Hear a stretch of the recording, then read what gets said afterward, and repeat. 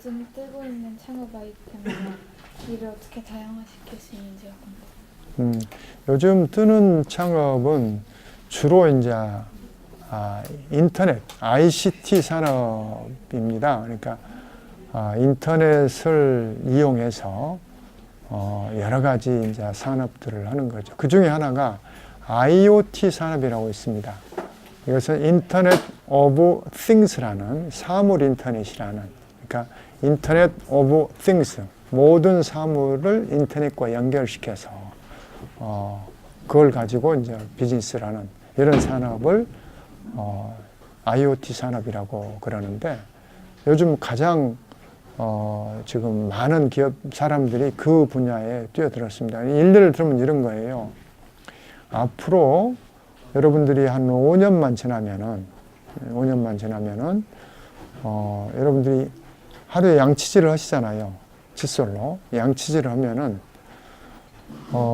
이 칫솔에 센서가 들어서, 카메라 센서와 바이오 센서가 칫솔이 들어가지고 양치질 하면은 그 센서를 통해서 치아의 상태가 그대로 그걸 캐치를 해가지고 스마트폰으로, 블루투스라는 게 있어요. 무선으로 스마트폰으로 연결이 됩니다. 그래서 스마트폰으로 그 자료가 넘어가면은 이 자료가 스마트폰을 통해서 서버, 기업의 어떤 서버라는 게 있어요. 그 클라우드 서버라는 데로 이렇게 들어가게 되면 거기에 알고리즘이 있어가지고 이 지금 당신 치아 안에 충치균이 몇 마리 있습니다. 당신 치아 안에 풍치균이 몇 마리 있습니다. 이러면은 당신 조금 있으면 이가 망가져가지고 병원에 가야 합니다. 그러니까 지금부터 치아 관리를 잘 하십시오. 이런 걸 서비스 해주는. 그러려면 이제 칫솔에 여러 가지 그런 센서 기술이 붙어야 하고, 그 다음에 또 무선 통신 기술이 붙어야 하고, 그 다음에 빅데이터 분석하는 기술, 뭐 알고리즘 기술, 이런 다양한 기술들이 융합이 되어가지고 그런 서비스가 가능해지는 시대가 옵니다. 또 여러분들이 집에서 화장실에서 아침에 일을 보고 나왔어요. 나오면은 그 화장실에 모든 센서가 달려 있어가지고 여러분들의 건강 상태가 바로 여러분 스마트폰으로 보여집니다. 당신 보니까 뭐 혈압이 안 좋아요. 또는 뭐 그런 콜레스테롤이 좀 많아요. 뭐 이런 식으로 그런 산업들이 앞으로 계속 성장해 나갈 거라고 보고, 그런 쪽으로 지금 많은 사람들이 기술 개발을 위해서 창업을 지금 하고 있는 그런 상황입니다. 지금까지 투자자들을 많이 투자해 주셨잖아요. 네. 그럼 많은 파트너들을 만나셨을 텐데 네. 그 중에서 좋은 팀원이나 동료는 어떤 사람이었는지, 그리고 그분을 어떻게 알아볼 수 있는 방법이 있는지 묻고 싶어요. 그 제일 어려운 일이에요. 왜냐하면 저희가 그 엔젤 투자라는 게 회사가 큰 회사한테 투자하는 게 아니라 막 창업한 기업들한테 저희가 투자를 하니까, 이 기업들은 뭐 만들어진 상품도 없고, 또 그걸 팔아서 뭐 매출이 일어나는 것도 없고, 그러니까 이 회사의 그 미래를 판단하기가 대단히 어려운 그런 그 초창기 회사들한테 제가 투자를 하는데요. 그러다 보니까 제일 중요한 게 뭐냐면 사람이에요. 이 사람이 정말로 진실한 사람인가? 이 사람이 남들을 잘 배려해 줄 수 있는 그런 좋은 인성을 가지고 있는가? 이런 것들을 제가 판단을 해야 하기 때문에 저는 그분들하고 사귀입니다.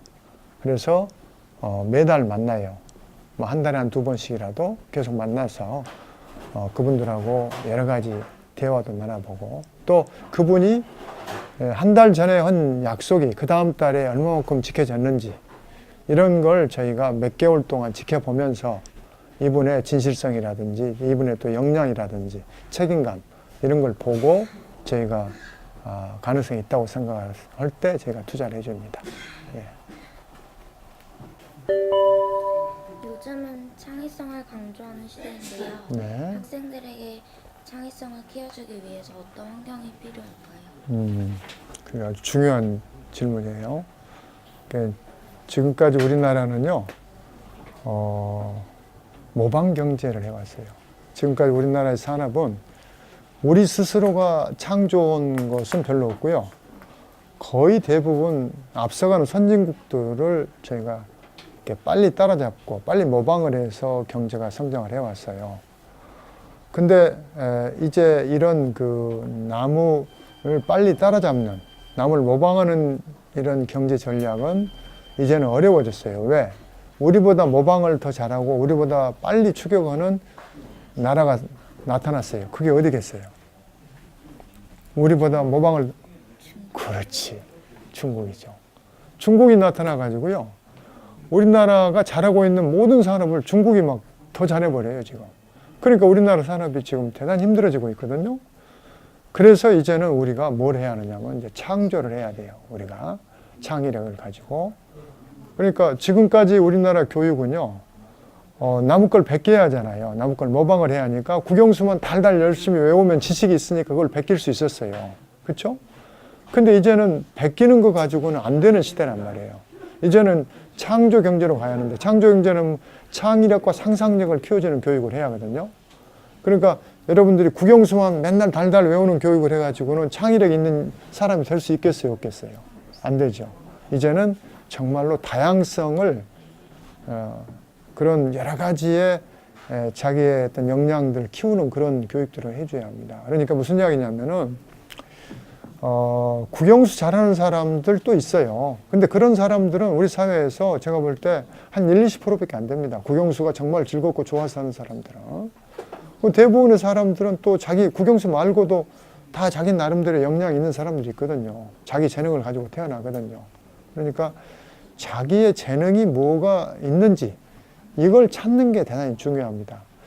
우리 선진국이라고는 그 독일이나 핀란드, 덴마크 이런 나라들을 보면은요, 어렸을 때부터 그 아이들이 뭘 잘하는지 못하는지를 찾아줍니다. 그러니까 국민학교 때 유치원 2년, 국민학교 4년 동안에 그 아이의 숨겨져 있는 재능이 뭔지 이걸 찾아주기 위해서 다 시켜봐요. 그러니까 물론 공부도 해보고요. 그 다음에 뭐 운동도 해보고 그림도 그려보고 또 피아노도 쳐보고 뭐 여러 가지 악기도 다 해보거든요. 그래가지고 그 아이가 가장 잘하는 거, 남들보다도 출중하게 잘하는 게 있을 수 있거든요. 그걸 찾아서 그 재능을 더 잘할 수 있게끔 해서 독일 같은 경우는 학교를 대학을 한 40%만 가요. 나머지는 중학교 때부터 자기가 잘할 수 있는, 그걸 더 잘할 수 있는 그런 직업학교로 다 가거든요. 그러니까 이제 그 사람들은 고등학교 졸업할 때쯤 되면은 자기가 좋아하는 걸 한 6년 했잖아요. 그러니까 어떻게 돼요? 자기가 좋아하는 걸 했으니까 그 분야에서 최고의 전문가가 돼 있어요. 나이가 20살도 안 돼가지고. 그러니까 그분들은 사회 나가서 정말 자기 역량을 20살 때부터 이렇게 발휘하게 되니까 아주 행복한 삶들을 살아가는 거죠. 근데 이제 어떠세요? 우리나라는 오로지 그냥 국영수만 달달 외워가지고 그걸로 이렇게 줄 세워서 이렇게 가게 되니까, 그러니까 정말 자기가 뭘 잘하는지도 모르고, 그래서 나이 들어가지고 이제 뭐 어떤 사람들은 뭐 다른 직업을 하다가도 뭐 30, 40 돼가지고 아이고 이건 내 직업이 아니다. 숨겨져 있는 내 재능을 그때 찾아가지고 뭐 직업을 전환한 이런 사람들도 나타나고 그러거든요. 그러니까 창의력을 키우기 위해서는 여러분들이 여러 가지를 해보셔야 돼요. 여러분들은 아직은 나이가 어리니까 뭐 이것도 해보고 저것도 해보고 그런 걸 시도를 해보셔야지만이 본인이 정말로 어떤 부분에서 재능을 가지고 있는지를 찾아내실 수가 있죠. 그건 안 해보면은 여러분들이 무슨 재능이 있는지 어떻게 압니까? 알 수가 없죠. 그렇죠?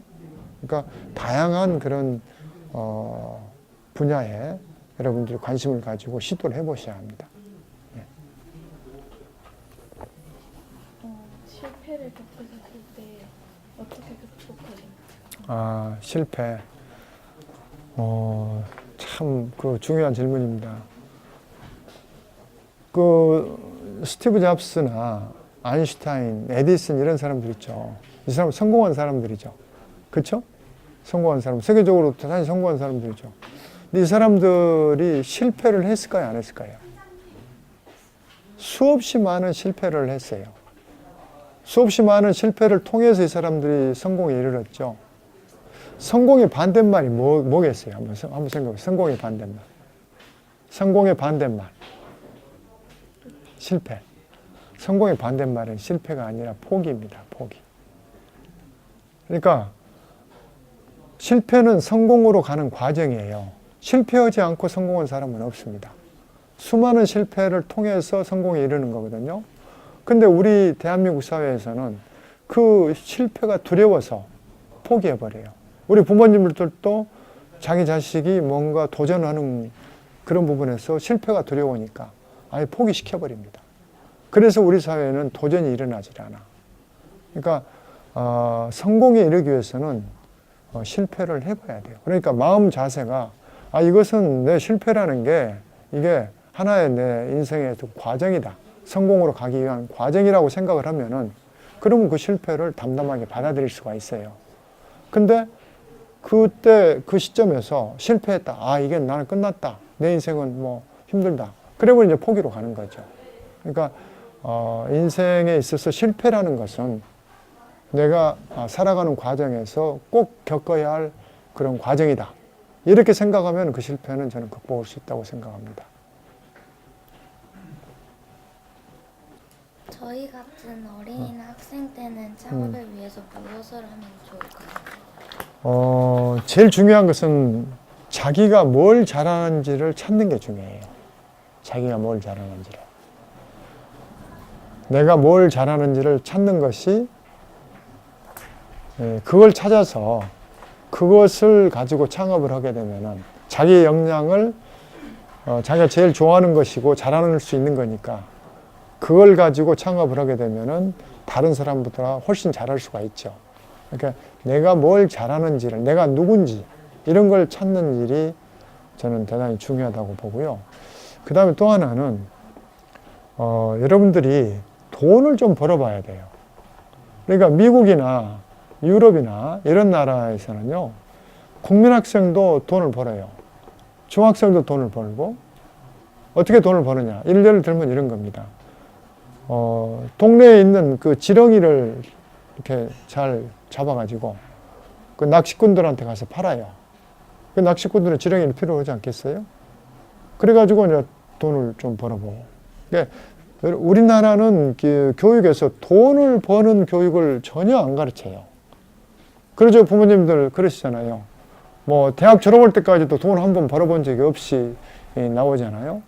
그러니까 나는 우리 학생들이 어렸을 때부터 경제적으로 스스로 뭔가를 경제 행위를 하는 것을 경험을 시켜줘야 한다고 봐요. 그래서 그러니까 지금 미국이나 유럽 같은 경우에는 고등학교 졸업하면은 아예 내보냅니다. 내보내서 네가 알아서 이제 돈도 벌고 학비도 벌고 네가 알아서 세상을 살아가라. 그래서 자립심을 키워줘야 하거든요. 근데 우리는 부모님들이 평생 끼고 살려고 그래요. 평생. 그러면은 이 본인들의 자립심이 떨어지거든요. 그러니까 우리 학생들은 스스로 이제 고등학교 졸업하면 스스로 부모님 도움 안 받고 내가 인생을 살아가야겠다. 그러기 위해서 내가 뭘 준비해야 할까? 돈도 한번 벌어봐야죠. 아르바이트도 해보고, 그런 걸 통해서 여러분들의 어떤 경제적인 어떤 생각이나 이런 것들을 사고하는 능력, 이런 것을 저는 키워야 한다고 생각을 해요. 그래서, 내가 뭘 잘하는지를 한번 열심히 찾아보세요. 내가 어떤 재능을 가지고 태어났는가. 그 재능을 가지고 뭔가를 하시면은, 그러면 여러분들이 그 재능을 가지고 뭘 하니까 누구보다 더 잘할 수 있는 거잖아요. 근데 내가 잘할 수 있는 게 아닌 남이 잘할 수 있는 것을 가지고 그걸 하려고 그러면은 자기가 그 분야에서 1등 되기가 어렵죠. 그러니까 그런 부분에서 내가 뭘 잘하는지를 찾는 거, 그 다음에 도대체 이 경제가 어떻게 돌아가는지 이걸 아는 거.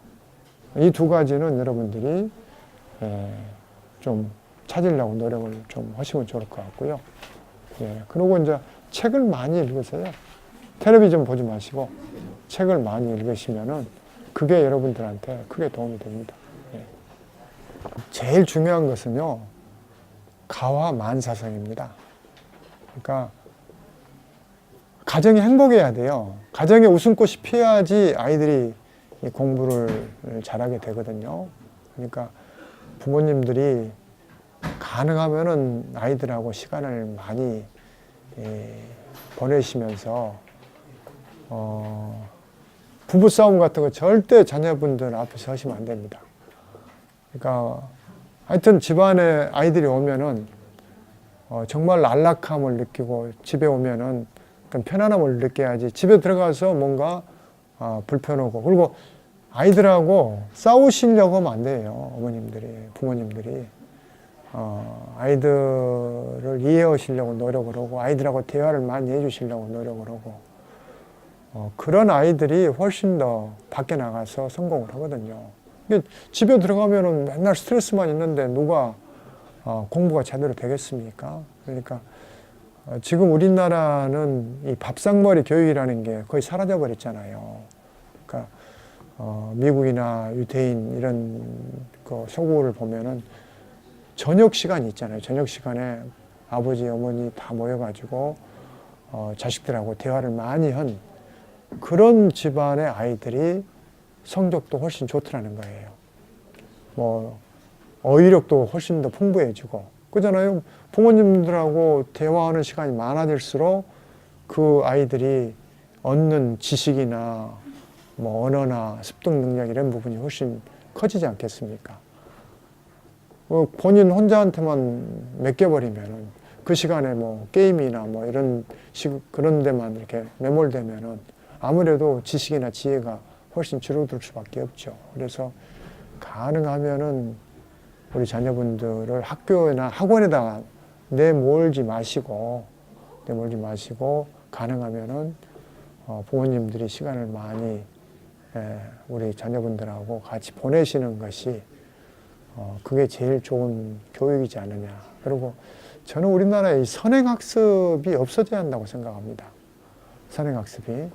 지금 우리나라 보면은 그래요. 옛날에 우리가 그런 모방경제 시대에는 지식이 필요하니까 그냥 뭐 그런 것도 뭐 일리가 있었어요. 뭐 구용수 달달 외워가지고 할 때는. 근데 지금은 우리가 창의력과 상상력을 키워주는 거니까 달달 외우는 교육은 아무 의미가 없습니다. 선행학습이라는 게 다 외우는 교육이잖아요. 그러니까 이제는 정말로 본인 스스로가 사고하는, 생각하는 법을 가르쳐주는 그런 교육으로 저는 가야 한다고 생각을 해요. 우리 아이들이 생각하는 법을 몰라요. 왜냐하면 생각하는 시간을 주지 않습니다. 무조건 달달 외워가지고 가서 그냥 모음 답만 내놓으라고 그러기 때문에 우리 아이들이 그런 창의력이 부족하고 노벨상 수상자가 한 명도 안 나오는 이유가 거기에 있습니다. 그렇죠? 유대인은 우리 인구의 반밖에 안 돼요. 반틈도 안 됩니다.